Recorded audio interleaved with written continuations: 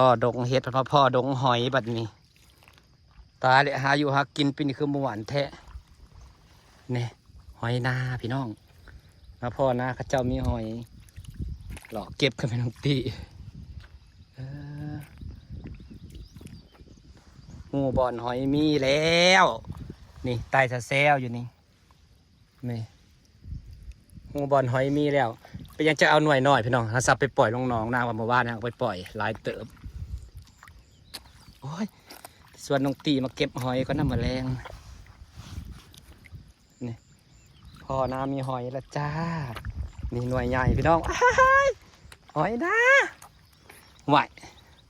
จะเป็นหล่อบังเฮ็ดจะบอกดิเฮ้หอยหน้าทงนี่คือหลายแท้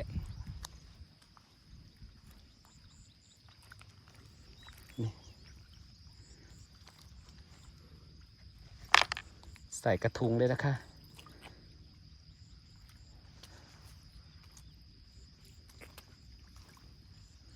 พี่น้องอันนี้คือการมาเก็บหอยนานะคะคนกระสิไตอยู่สินี่หอมหอยนานะมันแซ่บมันหอยธรรมชาติหอยอันนี้โอ้ยส่วนหนึ่งปีมาเก็บก่อนนะคือหลายแต่ว่านาทงนี่มีหอยก็ไม่บอกปล่อยให้เราเลาะไปที่อื่นบ่อนมีหอยแล้วพี่น้องในไตเต็มเลยเห็ดปวกกระเพาะหอยกระเพาะแบบนี้เสียฮอดปลาเห็ดปวกอยู่บ่เด้ฮอดปลาเห็ดปวกบ่แตงแมลงพาเล็กน้อยมาเก็บตัวนะไตสะเซียอยู่นี่พี่น้องมันคือหอยนะจ๊ะนี่จ้ะนี่พาพี่น้องมาเบิ่งหอยนะไตตะมุตะมิไตตะมุตะมิอยู่ที่หอดน้องตีน้องตาเด้นี่ไตซะแซวอยู่มันเยอะจริง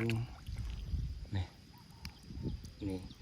น้อยๆไปอย่างผมบอกเอาไปปล่อยลงหน้าข่อยปล่อยลงน้องสระข่อยเพราะว่าหอยหน้านี่มันแสบเด้เอาน้องตีน้องตามาแล่นเก็บเด้คือสิคักพี่น้องนี่หอยนี่หากระเพาะหน้ามีหอยจ้านี่หอยจ้าหอย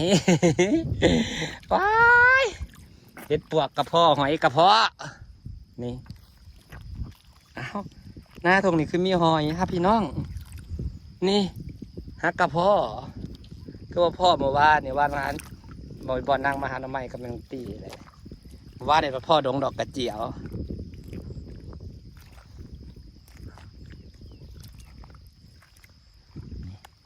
คือหอยนี่หอยนาเลิศนาเราแบบมีหอยแม่น้องตีเก็บหอยอยู่จ้ะพี่น้องน้องตีเก็บหอยอยู่จ้าเสียฮอดป่าเห็ดปวกรอบสอบเอาล่ะมันสิบดเต็งเห็ดบดเต็งมาใส่กระเป๋ากันนี่พี่น้องเห็นบ่หอยนะโอ้ยหักกระเพาะตรงน้ำมีหอยก็เลยคิดฮอดน้องตีน้องตาเลยน้องตีน้องตาสิเต็งเห็ดข่อยหมุนพากันเก็บหอยพ่อเห็ดปวกแล้วก็พ่อดงหอยยันเห็ดปวกหมุนมันหนักแล้วหอยหน่วยกำลังพอดีกินเลยหอยหน้ามันกับสีไส้นี่แหละพี่น้องเอ้ยไส้แบบกำลังพอดีอบวันนี้เราจะไม่นึ่งเราจะอบเอานะคะมันจะนัวหนึ่งอะไรมันแห้งเนื้อมันแห้ง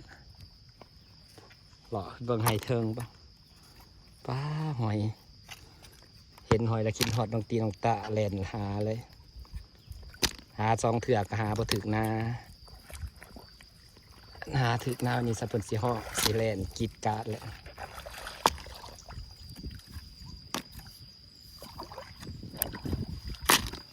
หมุนเต็งเห็ดดีลายเติบแล้วเดี๋ยวคอยไปซักเอากระเป๋าแล้วก็ดีค่ะเรามาใส่เห็ดปวกจูมผลใดผลว่าแรงบ่ฝ่าเล็กหน่อยขี่รถมาเก็บป่ะกินข้าว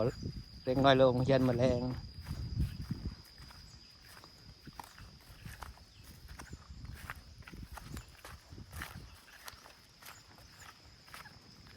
จอบถาดแตงสะออนหอยเห็ดกะยักหาหอยกะยักหา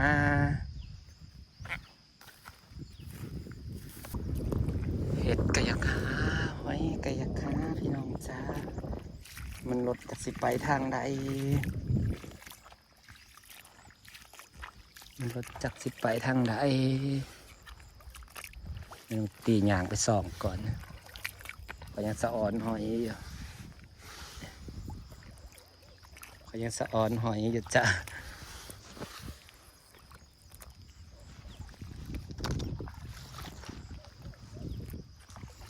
ทางนี้ยังสะออนหอยอยู่นะ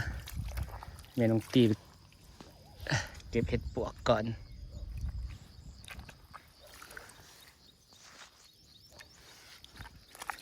ป้า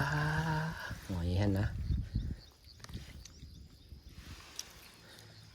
น้อยๆนี่สิเก็บไปปล่อยลงหนองมันแผ่พันธุ์ว่าเดี๋ยวก็หมูกระดุดกินเบิดใส่ยาก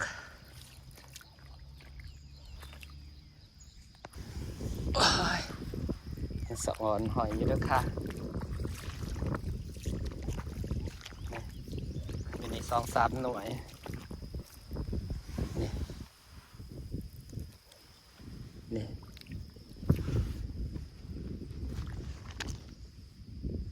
ยังสะออนหอยอยู่เอาได้แล้วแมงตีเขาใส่แล้ว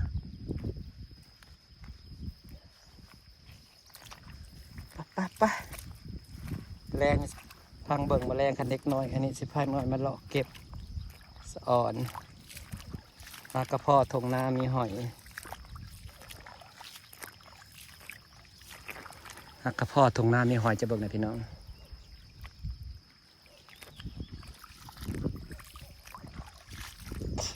เมื่อวานนี่พ่อดงเมื่อวานนี่พ่อดงเห็ดมื้อนี้พ่อดงหอยเมื่อวานนี่พ่อดงดอกกระเจียวมื้อนี้พ่อดงหอยจักเก็บจักถ่ายจักพี่น้องลายตาบ่จัก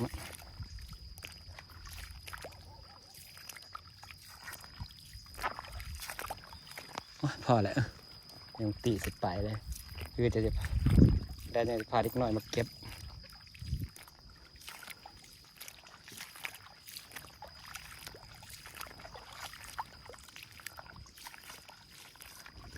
ผู้ร้ายจะเอาหอยนามาปล่อยปันนี่เจ้าก็ได้ตังมันมีหอยจะบอกในพี่น้องเขาคือผู้ใดโตก็สร้างว่าผู้ใดก็สิมาเก็บหอยนามาปล่อยใส่ถุงหน้าใหญ่ปะเนี่ยเขาเสียเรียกเขาก็เลี้ยงลูกจะได้บ่อมีน้อยเลยอันนี้เพิ่นว่ามีถั่วเบิ้ลเพราะว่ามันต้องมีนี่แหละในธรรมชาติ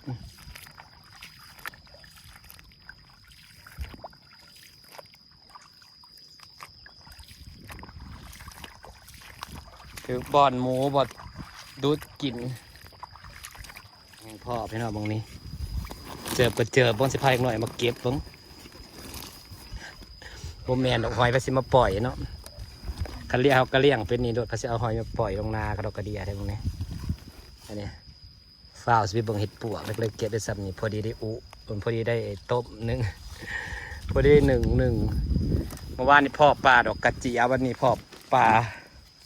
หอยทุกอย่างที่ขวางหน้าค่ะผักแหวนกำลังพอดีกินบ่ดิ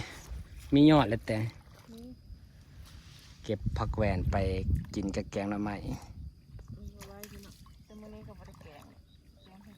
วันนี้เราจะแกงเห็ดปลวกนะคะโอ้ยังกินหอดไหหน้าหอยอยู่ดิเก็บหอยแรงสวยตีมาเก็บหอยกันนะส่วนน้องตีน้องตามาเก็บหอยผักแหวนกำลังออกกำลังแบบกลางสิแทงยอดนี่ กินกับแกงหน่อไม้หากกินกับตำมะฮุ่งก็แซ่บแต่หาผมหมักกินกับตำมะฮุ่งคุยตำมะฮุ่งคุยนี่ยอดกำลังขาวๆ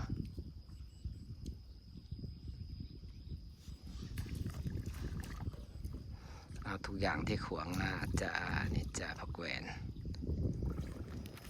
หอยจ้าหอยจ้าย่างไปสักกระเพาะมื้อนี้นี่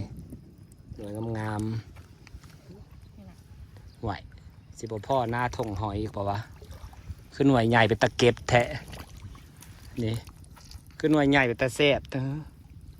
ย่ามึงรู้จักว่าจะพ่อดงหอยกำลังย่างขึ้นมาพ่อหอยอีกแล้วจ้าหอยหน้าปูแพมนั่นหลายนะหอย ก็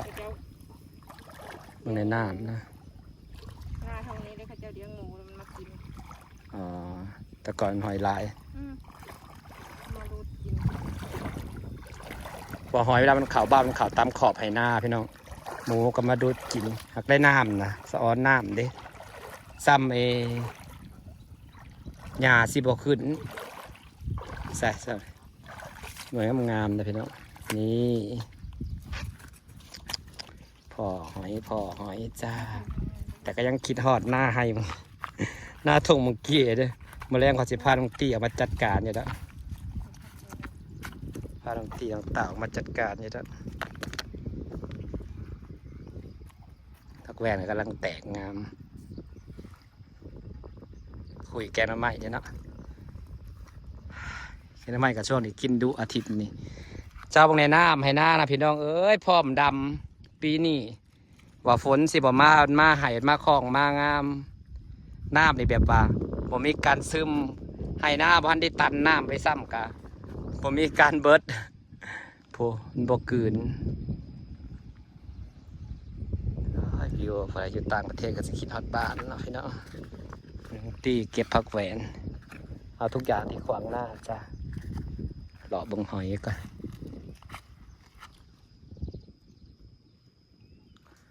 ผลงานการออกป่าวันนี้จ้าได้เห็ดปวกไปหาหน่อไม้จะได้เห็ดปวกด้วยจ้าวันนี้เวลาตั้งใจมาเห็ดปวกโดยตรงในไปหาหน่อไม้ได้เห็ดปวกด้วยจ้าเห็ดปวกนะคะแล้วก็